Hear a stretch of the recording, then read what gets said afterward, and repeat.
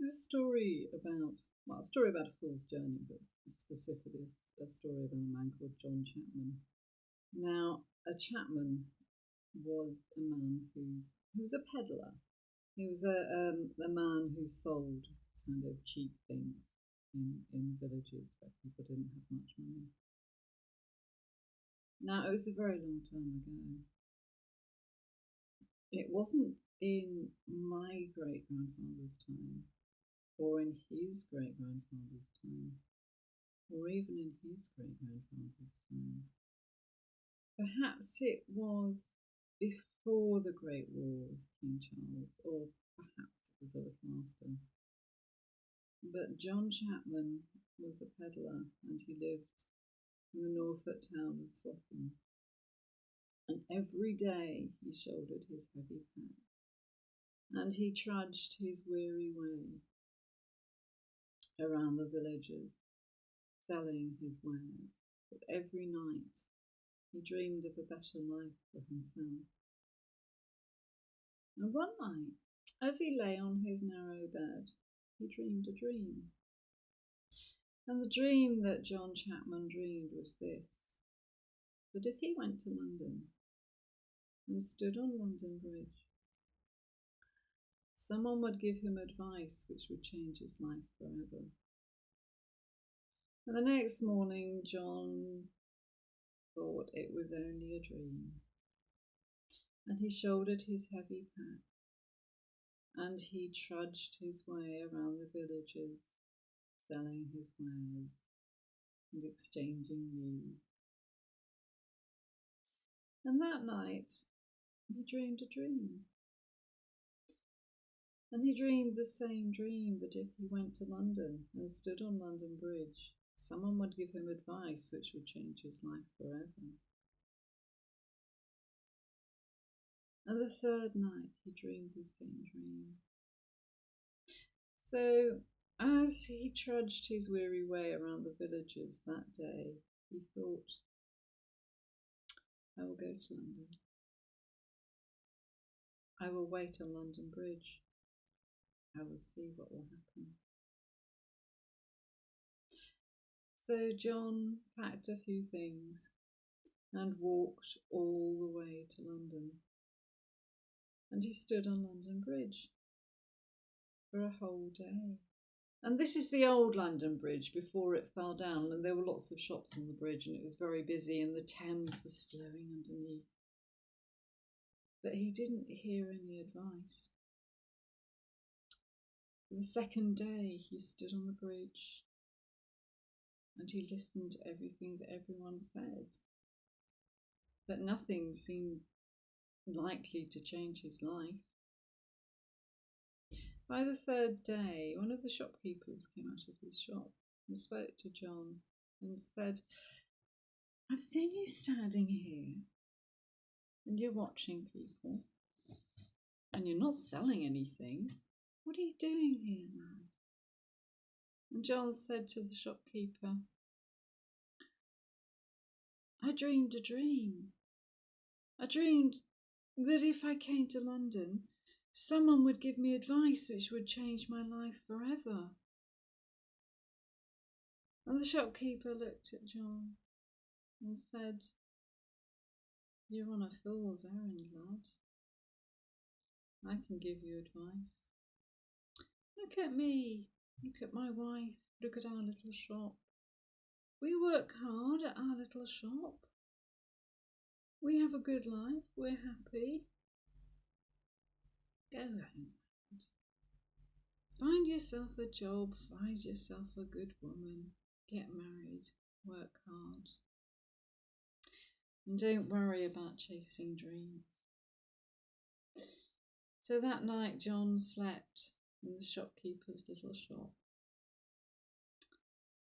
And the next day he began the long walk back to Swaffham.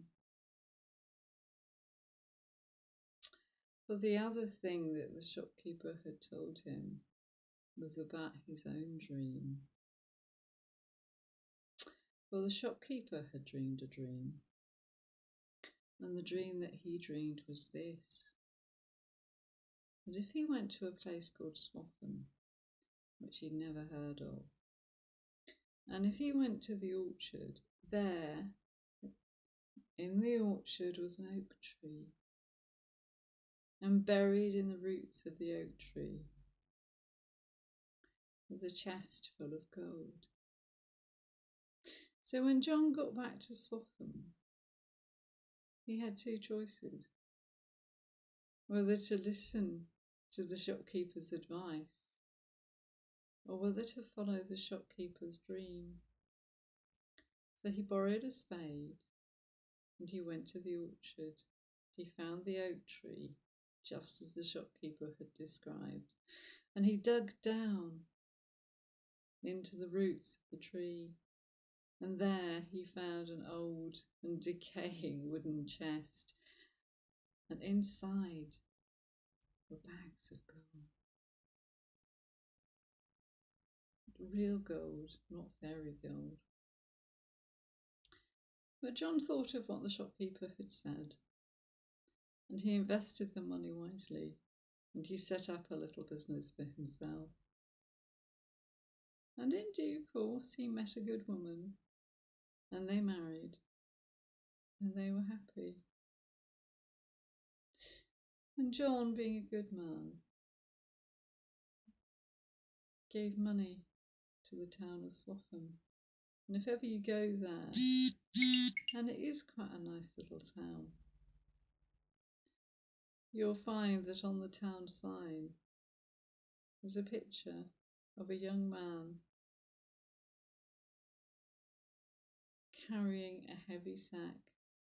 And that man is John Chapman, because apparently he really did exist, and he really did set up a little business, and he really did make quite a lot of money. But perhaps it wasn't really, because he found buried gold. That, I really like that one because it is a classic fool story, and I like the fool. I'm also a tarot reader. This is the fool in a deck called the Good Tarot, and I rather like this one because the fool in here is kind of the fool is usually referred to as he. It's an unnumbered card 0, but actually I think the fool is quite androgynous, and I made a tarot video just discussing that point. But the fool is all of us, because we're not heroes, we have choice, and we decide whether to take a little risk and whether to go off on our own journey or not. So, as one fool to another, what will you do? Will you take a little risk and create your own life journey? Whatever you do, may you find your own sacks of gold, in whatever form the gold that will change your life will be. May you find your luck.